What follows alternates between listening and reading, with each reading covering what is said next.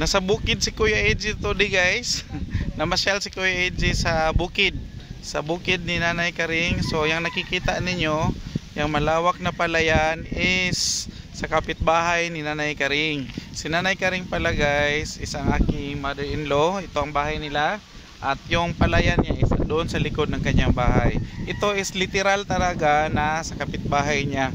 Itong malawak na to, ito nakikita ninyo, at sa kabilang kalsada, yan, sa harap, yan din, sa kapitbahay din yan ni Nanay Karing. Ang lawak ng ano guys, dito palayan, at saka ang hangin, ang simoy ng hangin is napaka fresh. So mamiss talaga ni Kuya AJ magbalik at saka bumisita dito sa lugar nila Nanay Karing para ano, mag-unwind at saka makalimutan saglit yung apat na sulok ng aming tindahan.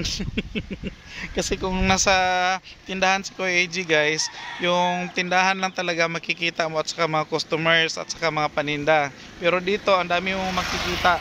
Ang dami mong makikita sa palipaligid, mga taniman, at saka si Nanay Karing is meron ding mga tanim na mga bulaklak. Ang dami siyang bulaklak dito guys. So at least man lang kahit ilang oras makapasyal tayo at makapaglibang. Yun lang ang sadya ni Kuya AJ dito guys. At kumain ng abubong baboy. At saka matulog. Matulog dahil takaw tulog si Kuya AJ. So kararating lang namin mga alas 2:30. Alas 2:30 yan, no? Mga 2:30 kami dumating ng hapon kasi nagbukas pa si Kuya AJ ng tindahan half day.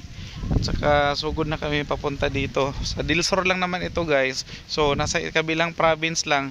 Kasi si Kuya AJ nasa Davao City. At saka itong lugar nila Nanay Karing is nasa Digos, Davao del Sur.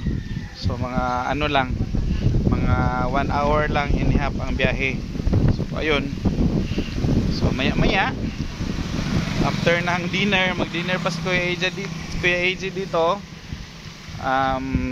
Balik na naman sa syudad, sa Davao, at saka ano na naman, magtinda na naman ulit si Kuya AJ. Back to real life na si Kuya AJ pagbalik.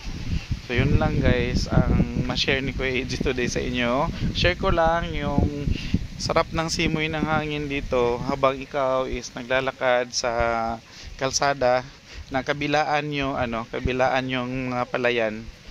So, napakaganda ng view at saka napakasarap ng hangin, maliwalas at saka malamig.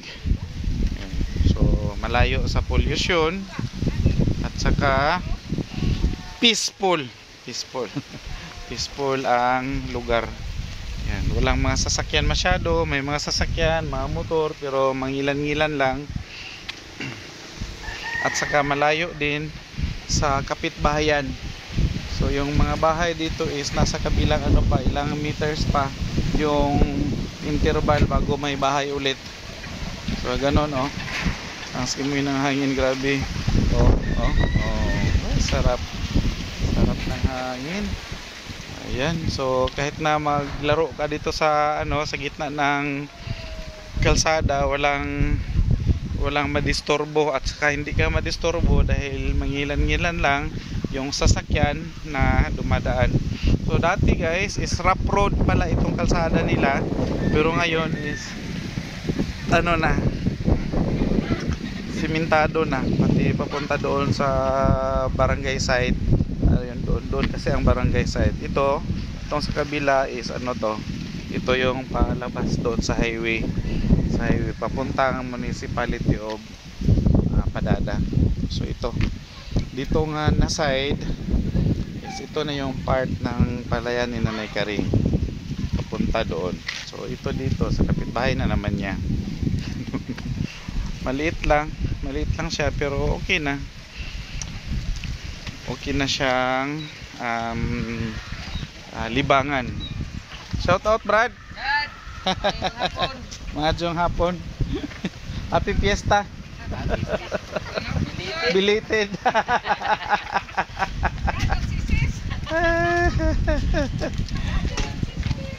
Mag-reunion ta ni. Kaya naka-yellow man ta. Di siya mo apil.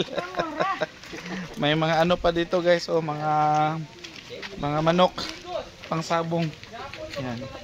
Muapas daw to ron. Overnight. Yan si Nanay Karing. Kaway-kaway nay. Nihipos og nilaban. Yan si Nanay Karing. So pasok na tayo. Pasok na tayo, Brad. Maayong hapon. Kaway-kaway daw sa vlog. Hello.